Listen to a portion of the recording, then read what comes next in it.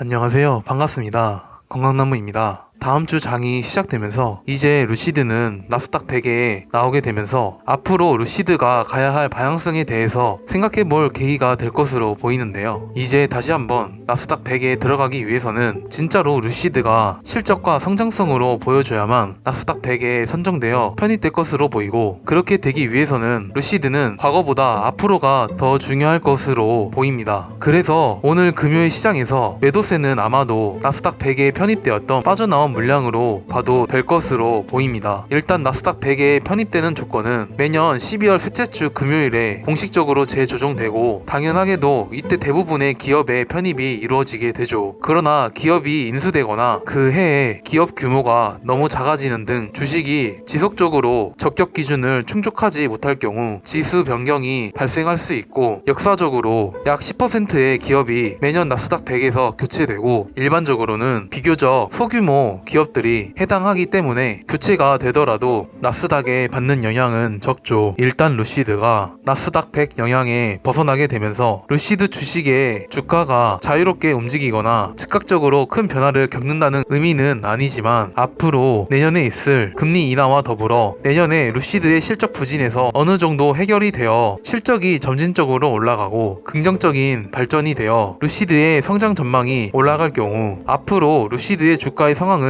지금보다 훨씬 더 좋아져 있을 것입니다. 그 시점은 그래비티가 출시 생산할 수 있는 2024년 이후가 될 가능성이 가장 높겠고, 지금 같은 지수의 변화에 우리들은 보유 지분들을 조정하고 나오는 것이 아닌 구체적인 상황과 전반적인 시장 상황들을 고려하면서 단기간, 장기간의 계획을 세워 그것에 맞게 기간들을 조절하면서 가져가는 편이 가장 낫겠죠. 하지만 무엇보다 가장 좋은 것은 주가의 변동성에도 어김없이 계속해서 보유하면서 기다리는 것이 다른 전략들을 세워서 의미 없는 제스처를 보이는 것보다 훨씬 나은 방법을 향해 나아가는 것입니다. 과거에 피터 린치가 말했듯이 인간은 태생적으로 투자 시점을 잘못 선택하기 쉬운 존재이고, 경솔한 투자자들은 걱정과 충족감 세 가지 감정 상태를 반복해서 경험한다고 했죠. 그래서 결국엔 시장이 하락하거나 경제가 후퇴하면 걱정하느라 좋은 주식을 싼값에 살 때를 놓치고 뒤늦게 비싼 가격에 주식을 매수하고 나서는 주가가 오른다는 이유로 충족감을 느끼지만, 경기 침체로 주가가 매수 가격 이하로 떨어지면 분하게 여기다가 결국 항복하고 주식을 매도해 버린다고 합니다. 또한 어떤 사람들은 스스로 장기 투자자라고 생각하지만 시장이 폭락하거나 조금이라도 오르면 그 시점에 단기 투자자로 돌변하여 커다란 손실을 입거나 푼돈을 벌고 가지고 있는 주식들을 모두 팔아버리죠. 결국엔 투자는 이러한 변덕스러운 감정 소용돌이 속에서 어떻게 공포감과 황홀감에 휩싸이지 않고 스스로의 감정을 제어하면서 이겨내야 하는 싸움인 것이고, 우리는 이러한 상황 속에서 지속적으로 보유하면서 시장에서 떠나지 않아야 합니다. 왜냐하면 장기 투자는 아무나 할 수 없기 때문에 가장 어려운 것이고, 아무나 하지 못하는 것이기에 가장 위대한 투자인 것입니다.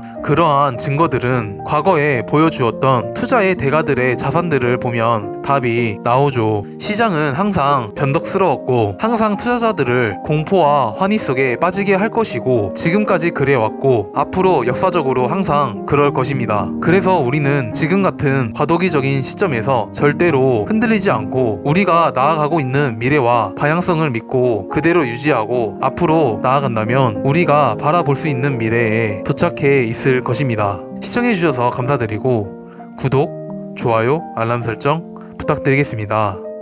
감사합니다.